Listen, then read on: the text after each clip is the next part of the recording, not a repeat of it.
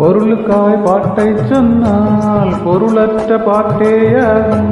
பாடினேன் அதை நாளும் நாளும், பொருளில்லா பாட்டானாலும் பொருளையே போற்று செல்வார்.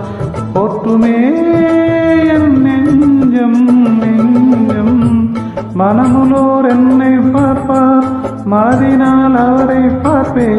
மறந்திடாராகும் இதுதானே வாழ்க்கை என்னும் மேடை தன்னில் நாடகங்கள் 1000 பார்க்க வந்தேன் நானும் பார்வையின்றி.